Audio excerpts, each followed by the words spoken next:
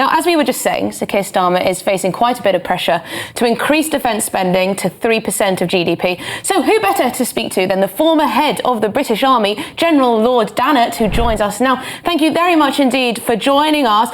Would you echo some of the comments in the Telegraph today from Sir Patrick Sanders that essentially we only have the capacity for a 1 month long war, no longer? Yes, I would certainly echo those. And Patrick Sanders was echoing a very revealing report that was published last week by Dr. Rob Johnson. Now, who is Dr. Johnson? He was appointed 2 years ago by Ben Wallace as the then Secretary of State for Defence to lead a new directorate in the MOD called the Net Assessment and Challenge Directorate.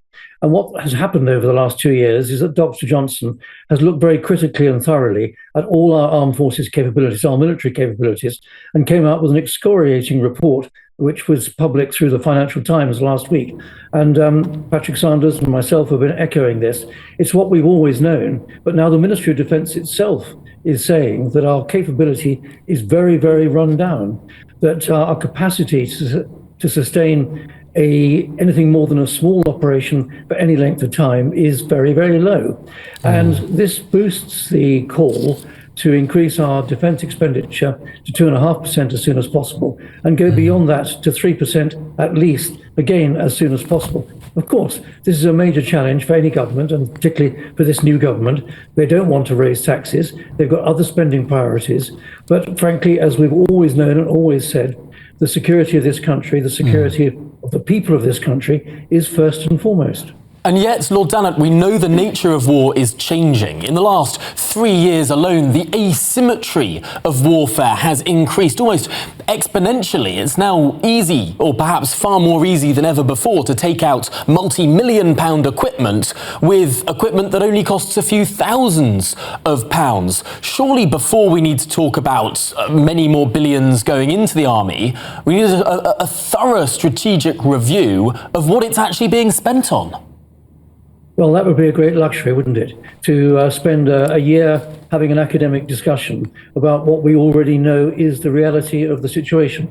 Yes, of course, the new government should have a strategic defence review. I'm afraid I'm old enough to remember the strategic defence review of 97-98 when Tony Blair and George Robertson came into the defence world. I was the director of the defence programme staff at the time. But the difference then in 97-98 was the world was actually pretty stable. Where we are now is the world is very unstable. There is a proven aggressor in Europe. There are major issues in the Middle East. There are threats from China over Taiwan, threats in the Far East, in the Indo-Pacific region. So there isn't time to waste to have the luxury of an in-depth defence review before deciding to spend more. Yes, spending more is one thing, spending better is another. And something that this government will be very well advised to do is not to rubbish the recent review of our procurement process, which the outgoing government did earlier on this year and published in February this year. It was frankly a very good piece of work. So my message really is which is the same as Patrick Sanders, same as Dr. Rob Johnson, is we know we've got to spend more. Let's get on with doing it. Let's spend more, let's spend better. But frankly, we haven't got the luxury of time, which waiting a year to come up with the conclusions of a defence review would rather suggest. And how do you suspect Sir Keir Starmer will show up at this NATO summit? How do you suspect he'll carry himself? One of the things that he was complimentary about Boris Johnson about was the way that he led when it came to Ukraine. Do you suspect Sir Keir Starmer will carry that mantle well? Well, on Ukraine, absolutely. Starting with Boris Johnson and going through Rishi Sunak, and now I'm sure on to Keir Starmer as well.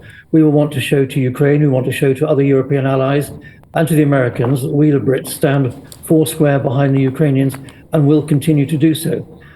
I think Keir Starmer will represent this country very well at the NATO summit.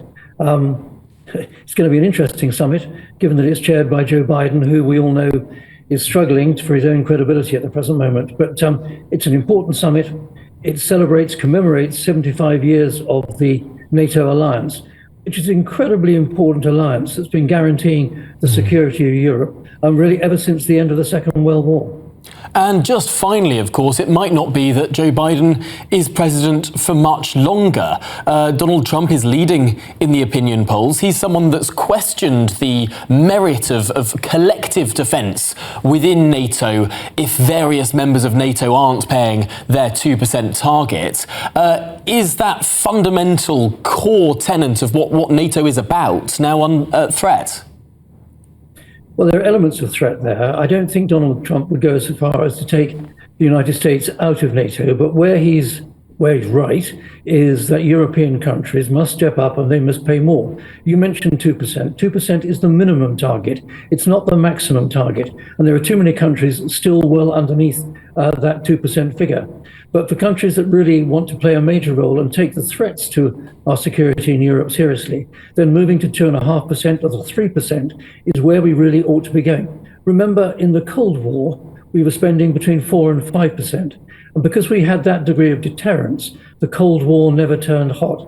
My goodness, the heat's on now.